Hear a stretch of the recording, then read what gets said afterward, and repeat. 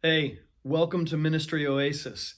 Ministry Oasis exists to provide pastors an oasis in an often desert-like experience in order to rest and restore their soul.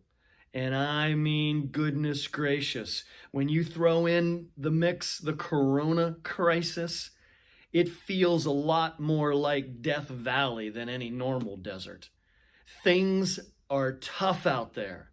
Ministry is more pressured and stressed than ever in a nationwide crisis like this, especially when you and I are told we can't gather with our people. It is an amazing time. But there are some good things that we need to be thinking about, some positive things to start out with. And let's start out with this. I don't know if you've heard this or not, but this is true. It's true. Carb counting has been canceled during Corona-cation. Corona-cation is my way of saying a vacation that Corona has imposed upon us. So during Corona-cation, no carb counting. Carb counting is canceled during Corona-cation. Now listen to me. The CIA, the FBI, the National Guard is out. CIA knows what you're doing. If you're counting carbs, if your spouse is counting carbs for you, you've got to cease and desist. Cease and desist and social distance yourself from carb counting.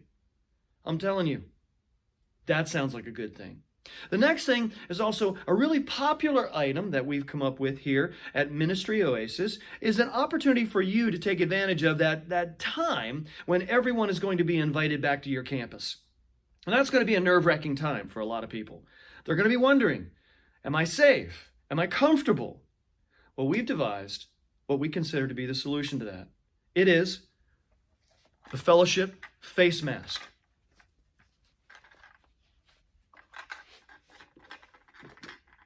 How about this? If you will simply purchase dozens of these for your people, they will feel so safe fellowshipping in the new fellowship face mask. Here's your opportunity. I like it. It's an opportunity for us to be really creative when it comes to ministering. Well, ministry is an exceptionally unique and dangerous vocation always. However, this coronavirus challenge has taken the uniqueness and danger to a whole other level that we have never dreamed of. Think about it. One of the many corona challenges that we face in ministry right now is that all of us have been thrust into the role of televangelist. That's the truth. I mean, what am I doing right now? I'm talking to people over the airwaves, so to speak.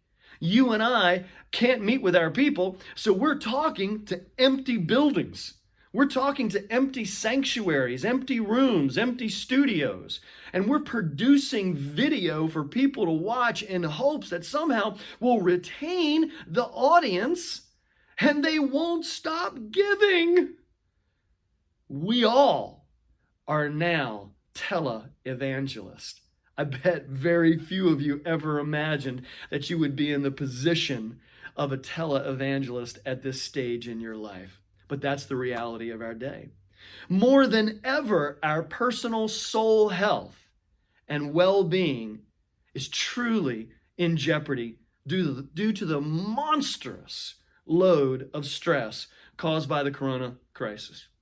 As a mental health professional and as a pastor, I'm recommending that we pay attention particularly to 3 levels of personal awareness and action. Those 3 areas are recognition, prevention, and intervention. Let's address recognition first. Recognition. Recognize that this is an extraordinary challenge that none of us were fully prepared for. So the first order of business is to cut yourself some slack. Just relax about putting the pressure on yourself.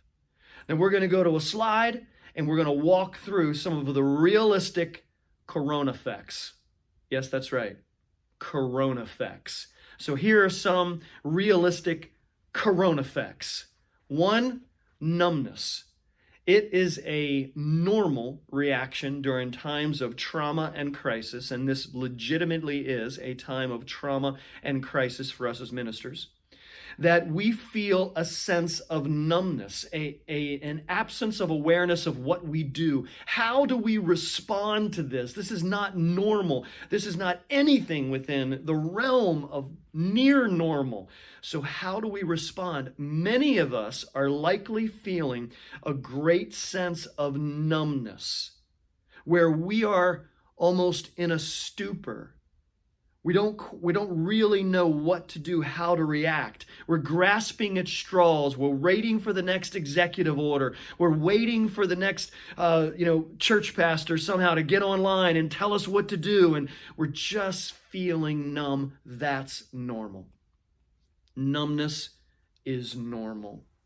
The other piece of the puzzle to recognize, not only is numbness normal, but loneliness is normal right now.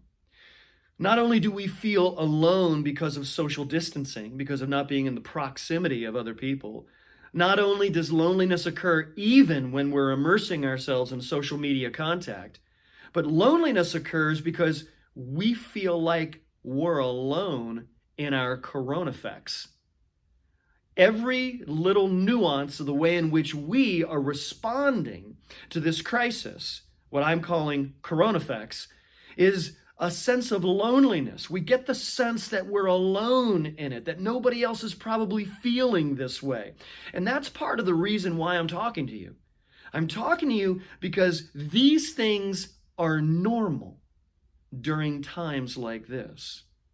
Numbness, loneliness, we need to recognize that these are normal results of a time like this. Additionally, we need to recognize that fear will often be a part of an experience like this, a Corona-ffect. Fear from a crisis like this puts us in a position where we may begin to start ruminating. Ruminating simply means we're chewing our own cud, that we are just cycling in a negative feedback loop. This is dangerous, particularly when we're involved in a negative self-talk feedback loop, like we say, oh my gosh, the 3-week non-attendance rule is going to be reality in my life. You might say, 3-week attendance rule, what is that? Well, a number of people have been promoting on the internet and various means that if people miss an organized meeting, a club meeting, a church meeting, if they miss for 3 weeks, they're likely never to return. Now, I don't doubt that that's got empirical standing in the research. However, talking to ourselves like that and allowing that to be the thing we ruminate on, we consistently call up and chew on and call up and chew on, and this is a normal response. But again, numbness, loneliness, and even this fear of these types of 3-week non-attendance rule type things can be dangerous for our soul health. This is why recognizing what's going on inside is critical. It's the most important piece right now. Now, next, another Corona-ffect is anxiety of a fatal financial hemorrhage, where me and my church bleed out. This is a real fear and concern, anxiety, if you will, for many church pastors. Whether you're a large church or a small church, particularly churches that just planted, you've got your church planting budget, and much of it might be consumed by this crisis of having to intervene in this situation financially with monies you weren't expecting to spend. All of us are in that situation. But this is what I believe.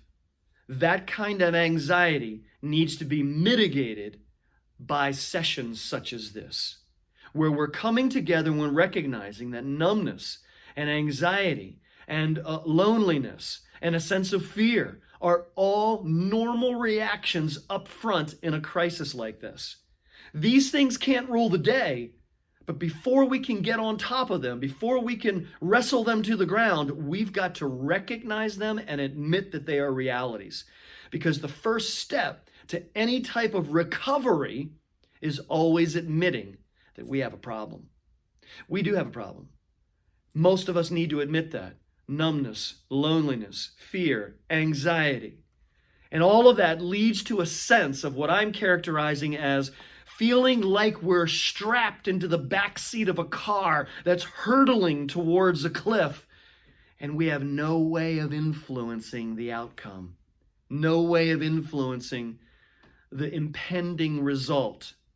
Well, all I've got to say is, borrowing from that prophetess, Jesus, take the wheel. Come on, get your Carrie Underwood on right now. Let's get that Jesus Take the Wheel song in the mix. Well, let's get it rolling in our household. Let's put it on our website. Come on. Yes, it feels like we're in a driverless car hurtling towards a cliff. But I'm confident that right now we need to be recognizing also that it's only Jesus that's going to be able to take the wheel. But many of us may be feeling that. You can't cry out to Jesus to take the wheel if somehow you think you're still in control. We really are not in control at this time.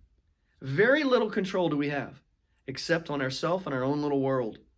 So I'm challenging you that at a time when we feel like we're out of control, hurtling over a cliff, that we recognize that the only one in the driver's seat is Jesus, and he's got the wheel. So all of these things are normal for us to feel and sense. Even this, a hopelessness related to my inability to rise to the occasion. Hopelessness related to my inability to rise to the occasion. This is really critical for us as pastors. The feeling here with this corona effect is an overwhelming sense of inadequacy. Many of us are wishing there was a little blue pill for leadership during this time of crisis, because we are feeling impotent regarding our leadership in this moment, and we feel like we don't have an answer. We don't have a response. This is normal. It's normal to feel this kind of inadequacy right now. And this is being perpetuated by way too much leadership promotion videos and blogs and all kinds of other postings. They're all calling you and calling me to be awesome when you and I simply feel inadequate. They're calling us to be supernatural superstars at a time when the reality is we are simply adequate. Many of these leadership types, inspirational speeches are calling us to something that we've never been, we've never felt we've been, we've never imagined we are. We haven't thought of ourselves as awesome leadership experts. We've just seen ourselves as simply adequate. And listen to me carefully. The Lord doesn't need you to be awesome. He just needs you to be adequate. The Lord doesn't need you to be awesome. He just needs you to be adequate. He'll be awesome. You be adequate. Adequate simply means available. That we are available. Your available adequacy is means enough for His awesomeness. Your adequacy combined with His awesomeness is all you need. You don't need to imagine yourself as the amazing, awesome leader who's going to be invited to multiple Catalyst conferences in the future and C3 conferences and all. You just need to recognize you are simply adequate for His awesomeness to work through. So right now, the feeling of inadequacy is very real. Almost every pastor that's watching this, Whether you're a pastor of a large church or a small church or a medium church, we're all feeling that sense of inadequacy. And the reality is, we are. We are inadequate for awesomeness, but we are adequate for His awesomeness. Don't give the devil a foothold in this time where temptation for comparisonitis is so very rife. Do not give the devil a foothold at this time. You may be feeling it, and it would be normal to feel it. The idea of numbness and loneliness and fear and anxiety and a sense of loss of control and a sense of inadequacy because of how we're comparing ourselves to all these other superstars in the mix. You don't need to be awesome. You need to be adequate. And being adequate is being available for the Lord's awesomeness to work through. However He does that. Pastors, your results now are God's responsibility, just as the results of your ministry were before this crisis. This crisis doesn't change who's responsible for the results. In fact, your ministry is as good as God wants it to be. Can you be better? Of course, we can all strive to be better, but that doesn't mean you're going to get any different results. Your results, if you have a pure heart and your simple adequacy is made available to God, are the Lord's. The metrics are His. And He defines your metric as taking your simple adequacy and offering it to Him for Him to be awesome through. And my hope is that recognizing these things, recognizing a few of these Corona-ffects during this crisis, as a pastor, you'll know you're not crazy. You're right in the mix. These are normal reactions to the crisis, but we need to recognize them as so. And so as pastors, I'm encouraging you to use this platform to write comments, to share comments, to ask questions, to talk about your own Corona-ffects and how you're feeling. Use this platform of Ministry Oasis to interact with each other, saying, hey, one of the Corona-ffects that I'm experiencing is this. Hey guys, a way I found to be able to deal with a Corona-ffect over here is this. I'm feeling what you're feeling. We're feeling this together. We're in this together. This kind of sharing normalizes and lets us know that we're not alone and we're not crazy. Don't let Corona make you crazy. In a few days, I'll post another segment related to the prevention piece. This is the recognition piece. I'm going to be honest and open about recognizing these issues that are these Corona-ffects that are likely coming into our world or we're experiencing during this time. So I'm going to come back in a few days with a prevention piece. And then a few days after that, we'll come back with an intervention piece. For now, just pay attention to yourself and recognize what's going on inside. You're not crazy. Now let's close today in this session with a Lectio Divina type reading, a soul reading approach to Psalm 23. I want you to take a moment and read through that psalm slowly and allow the Lord to speak to you. Take chunks of it and read it slowly as you recognize that God is speaking to you. The slide's up on your screen. I'm inviting you to push pause and read through that slide slowly. Let it bring comfort to your soul.